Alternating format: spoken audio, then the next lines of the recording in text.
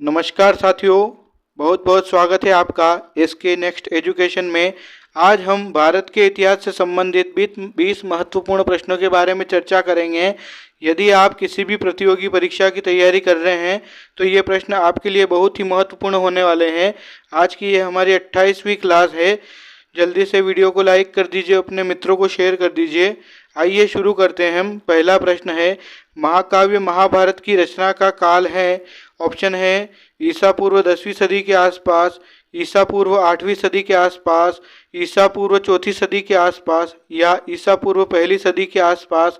इसका सही उत्तर है ऑप्शन बी, ईसा पूर्व 8वीं सदी के आसपास। दोस्तों, महाभारत हिंदुओं के इतिहास की एक गाथा है।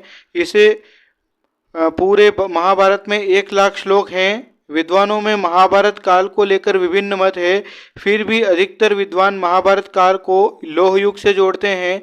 अनुमान किया जाता है कि महाभारत में वर्णित कुरु वंश 1200 से 1800 ईसा पूर्व के दौरान शक्ति में रहा होगा। पौराणिक मान्यता को देखें तो पता लगता है कि अर्जुन के पोते परीक्षित और महापद्मनंद का काल 382 ईसा पूर्व ठहरता है। अगले प्रश्न की ओर बढ़ेंगे। प्रश्न क्रमांक 2 है, ऋग्वेद के बाद वैदिक साहित्य का सबसे मूल्यवान व बड़ा ग्रंथ कौन सा है? ऑप्शन है छांदोग्य उपनिषद, बृहत उपनिषद, शतपथ ब्राह्मण या ऐत्रेय ब्राह्मण। इसका सही उत्तर है ऑप्शन सी, शतपथ ब्राह्मण। दोस्तों, शतपथ ब्राह्मण शुक्ल यजुर्वेद का ब्राह्मण ग्रंथ है। ब्राह्मण ग्रंथों में इसे सर्वाधिक प्रमाणिक माना जाता है। शतपथ ब्राह्मण शुक्ल यजुर्वेद के दोनों शाखाओं काण्व व मंदाकिनी से संबद्ध है। अगले प्रश्न की ओर बढ़ेंगे।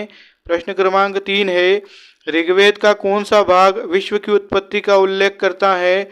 ऑप्शन है 10वां मंडल, दूसरा मंडल, तीसरा मंडल या पहला मंडल। इसका सही उत्तर है ऑप्शन ए, 10वां मंडल। दोस्तों, विश्व की उत्पत्ति का उल्लेख ऋग्वेद के 10वें मंडल में सूक्त क्रमांक 90 में, मंत्र क्रमांक 1 से 5 और 15 से 16 में मिलता है। अगले प्रश्न की ओर बढ़ेंगे। प्रश्न क्रमांक 4 है, वेंकट माधव ऋग्वेद का टीकाकार किसके शासनकाल में था? ऑप्शन है परांतक प्रथम, राजराज प्रथम, चंद्रगुप्त द्वितीय या चंद्रगुप्त मौर्य। इसका सही उत्तर है ऑप्शन ए, परांतक प्रथम। अगले प्रश्न की ओर बढ़ेंगे। प्रश्न क्रमांक 5 है, सूर्य देवता सावित्री को संबोधित प्रसिद्ध गायत्री मंत्र किस में उल्लेखित है? ऑप्शन है ऋग्वेद संहिता, छांदोग्य उपनिषद, कठोपनिषद या ऐत्रेय ब्राह्मण। इसका सही उत्तर है ऑप्शन ए, ऋग्वेद संहिता। दोस्तों, गायत्री को सावितुर यानी सूर्यदेव के रूप में माना गया है। सावितुर को सावित्री भी कहा गया है। लोकप्रिय गायत्री मंत्र ऋग्वेद के 3रे मंडल में दिया गया है, जो देवता सावित्री को समर्पित है। गायत्री मंत्र की रचना महर्षि विश्वामित्र ने की थी। अगले प्रश्न की ओर बढ़ेंगे। प्रश्न क्रमांक 6 है, वैदिक कालीन नदी परुष्णी जिसके तट पर 10 राजाओं का युद्ध हुआ था, उसका नाम है? ऑप्शन है व्यास, रावी, सतलज या घग्गर। इसका सही उत्तर है ऑप्शन बी, रावी। अगले प्रश्न की ओर बढ़ेंगे। प्रश्न क्रमांक 7 है, सिंधु सभ्यता के लगभग 1100 यानी 80% स्थल किस क्षेत्र में अवस्थित है? ऑप्शन है सिंधु नदी के निकटवर्ती क्षेत्रों में, गुजरात के तटवर्ती प्रदेशों में, सिंधु और गंगा के बृहद प्रदेशों में या इनमें से कोई नहीं। इसका सही उत्तर है ऑप्शन सी, सिंधु और गंगा के बृहद प्रदेशों में। अगले प्रश्न की ओर बढ़ेंगे। प्रश्न क्रमांक 8 है, कथकली नृत्य किस प्रदेश से संबंधित है? ऑप्शन है हरियाणा, केरल, कर्नाटक या महाराष्ट्र। इसका सही उत्तर है ऑप्शन बी, केरल। दोस्तों, कथकली केरल का शास्त्रीय नृत्य है। अगले प्रश्न की ओर बढ़ेंगे। प्रश्न क्रमांक 9 है, गुट निरपेक्ष आंदोलन का प्रथम शिखर सम्मेलन कब हुआ?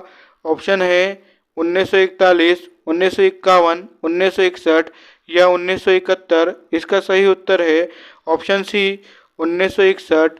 दोस्तों, गुट निरपेक्ष आंदोलन का पहला सम्मेलन वर्ष 1961 में बेलग्रेड में आयोजित किया गया था। इस सम्मेलन में दुनिया के 25 देशों ने भाग लिया था। वर्तमान में दुनिया के 120 देश इस समूह के सक्रिय सदस्य हैं। अगले प्रश्न की ओर बढ़ेंगे। प्रश्न क्रमांक 10 है, निम्न में से किस देश ने पुरुषों का तीसरा विश्व कप कबड्डी टूर्नामेंट दिसंबर 2012 में जीता? ऑप्शन है पाकिस्तान, भारत, बांग्लादेश या भूटान। इसका सही उत्तर है ऑप्शन बी, भारत। दोस्तों, इस कबड्डी टूर्नामेंट में भारत ने पाकिस्तान को हराया था। अगले प्रश्न की ओर बढ़ेंगे। वह फुटबॉल खिलाड़ी जिसने एक कैलेंडर वर्ष में सर्वाधिक गोल यानी 90 गोल करने का रिकॉर्ड दिसंबर 2012 में बनाया। ऑप्शन है Lionel Messi, Cristiano Ronaldo, Wayne Rooney या गर्ड मुलर। इसका सही उत्तर है लियोनेल मेसी, ऑप्शन ए। अगले प्रश्न की ओर बढ़ेंगे। प्रश्न क्रमांक 12 है। अंतर्राष्ट्रीय मुक्केबाजी संघ AIBA ने किस देश के मुक्केबाजी संघ को अस्थायी रूप से दिसंबर 2012 में निलंबित कर दिया? ऑप्शन है पाकिस्तान, भारत, श्रीलंका या मलेशिया। इसका सही उत्तर है ऑप्शन बी, भारत। अगले प्रश्न की ओर बढ़ेंगे। प्रश्न क्रमांक 13 है। हिरोशिमा और नागासाकी जापान के किन दो देशों पर है? ऑप्शन है होन्शु और क्यूशु, होन्शु और शिकोकू, होन्शु और होक्काइडो या इनमें से कोई नहीं। इसका सही उत्तर है ऑप्शन ए, होन्शु और क्यूशु। दोस्तों, जापान का हिरोशिमा नगर होन्शु द्वीप पर स्थित है, जबकि नागासाकी नगर क्यूशु द्वीप पर स्थित है।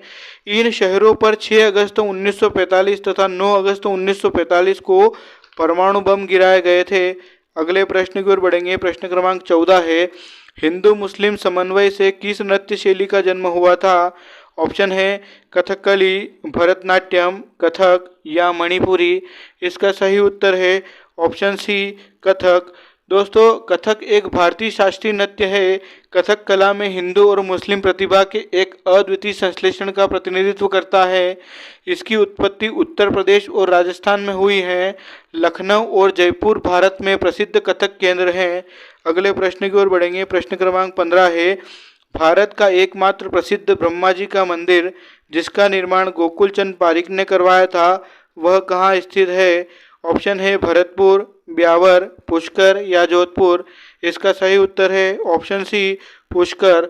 दोस्तों, ब्रह्मा मंदिर एक भारतीय हिंदू मंदिर है जो राजस्थान राज्य के अजमेर जिले में पवित्र स्थल पुष्कर में स्थित है।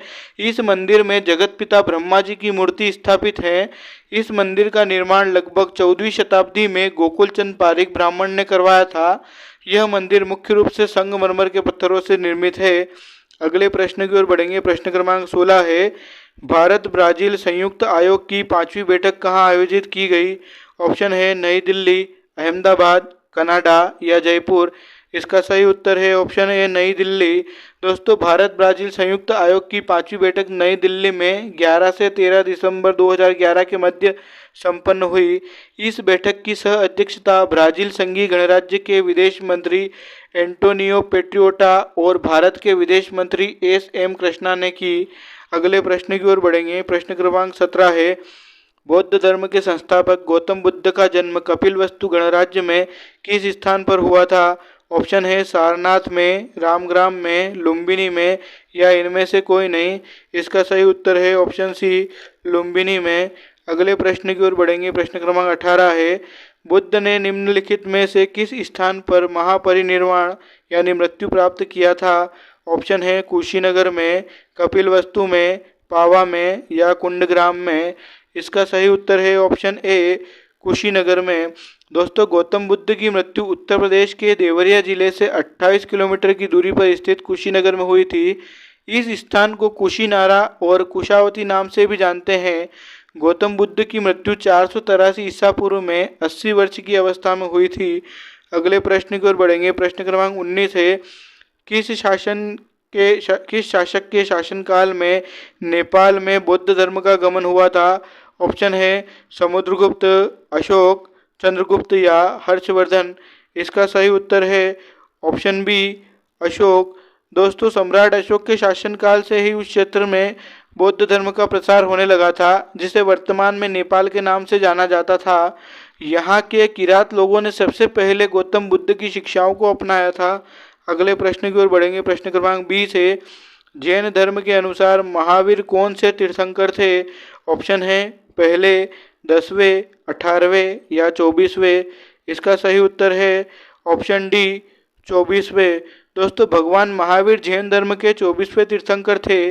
भगवान महावीर का जन्म करीब 2500 वर्ष पहले यानी ईसा से 540 वर्ष पूर्व वैशाली गणराज्य के कुंडग्राम में अयोध्या इक्ष्वाकु वंशी क्षत्रिय परिवार में हुआ था। अगर आपको वीडियो पसंद आया हो तो इसे लाइक कीजिए, शेयर कीजिए और हमारे चैनल को सब्सक्राइब कीजिए ताकि आने वाले वीडियो की नोटिफिकेशन आपको प्राप्त हो सके।